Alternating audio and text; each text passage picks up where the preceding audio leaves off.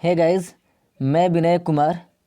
तो चलिए हिंदी में तत्सम शब्द और तद्भव शब्द के बारे में पढ़ते हैं। और यह एसएससी जीडी और सिविल कोड चपरासी के लिए काफ़ी मददगार होगा, क्योंकि मैंने अड्डा 247 बुक से प्रैक्टिस करवा रहा हूँ। तो तत्सम शब्द क्या है, पहले ये समझ लेते हैं। तत्सम शब्द होल संस्कृत का शब्द है, और तद्भव शब्द जो है, जब संस्कृत को हम लोग हिंदी में रूपांतरित करते हैं तो वो शब्द आपका बन जाता है तद्भव शब्द। तो तद्भव शब्द क्या है, संस्कृत का हिंदी रूपांतरण है। और तत्सम शब्द क्या है, तो होल संस्कृत का शब्द है। जैसे हम बोलते हैं, जैसे हमने लिखा ग्राम, ग्राम, ये संस्कृत का शब्द हो गया, और इसका हिंदी रूपांतरण क्या हो गया, गाँव। तो ये तद्भव शब्द हो गया। और ये संस्कृत का शब्द ग्रामर संस्कृत का शब्द है, तो ये तत्सम शब्द हो गया। तो हम बहुत सारा एग्जाम्पल लेते हैं तत्सम शब्द और तद्भव शब्द का।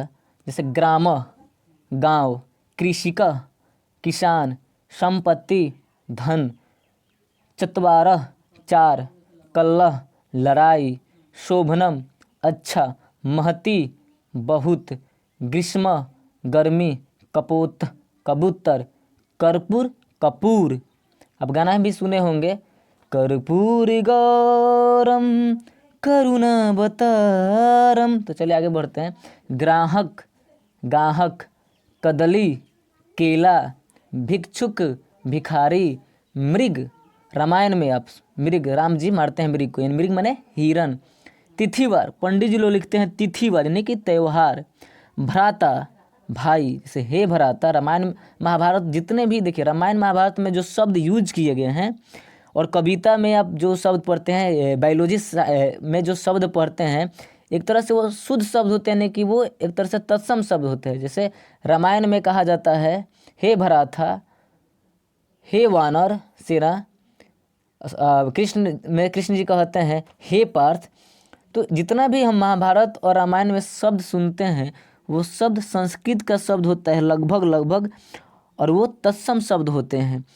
और संस्कृत में आप जानते हैं कि संस्कृत में हम लोग को समझ में आता ही नहीं है, और वही हिंदी में संस्कृत को जब हिंदी में रूपांतरित करते हैं तो खूब बढ़िया समझ में आता है।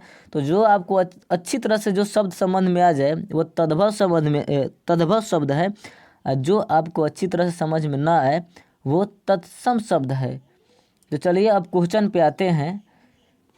पहला जैसे क्वेश्चन में है कि निम्नलिखित में कौन सा शब्द नीचे दिए गए तद्भव शब्द का सही तत्सम शब्द है, यानी तत्सम शब्द आपको चुनना है।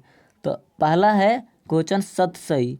तो देखिए सतसई तद्भव शब्द है, और इसका हमको तत्सम शब्द चुनना है। तो आपका आंसर हो जाएगा सी, सप्तसती। तुरंत तद्भव शब्द है, तत्सम चुनना है। तो देखिए त्वरित, ऑप्शन ए हो जाएगा। साखी तो हो जाएगा साक्षी, ऑप्शन बी हो जाएगा तीसरा का। तिगुना, तिगुना, चौथा क्वेश्चन है तिगुना। तो ऑप्शन क्या होगा, तिगुना नहीं, तीन गुना नहीं, त्रयगुण नहीं, त्रिगुण सही ज़्यादा होगा। देखिए कभी कभी इन दोनों में ऑप्शन सी ऑप्शन डी में कन्फ्यूजन है, लेकिन थोड़ा सा आपको संस्कृत पढ़ना भी पड़ेगा। कौन सा शब्द तत्सम शब्द है, यानी तत्सम चुनना है, यानी कि जो संस्कृत का शब्द हो। जैसे चेहरा, चतुष्कोण, चैर, चौकोर।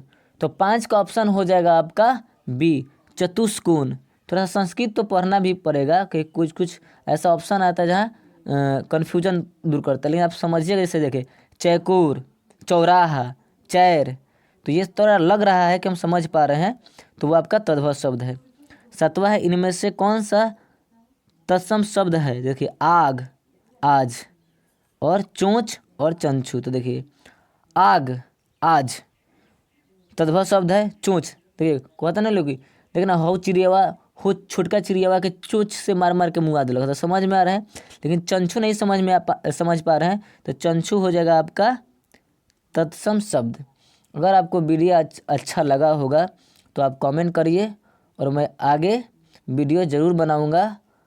मिलते हैं अगले वीडियो में। जय हिंद, जय भारत, जय संविधान।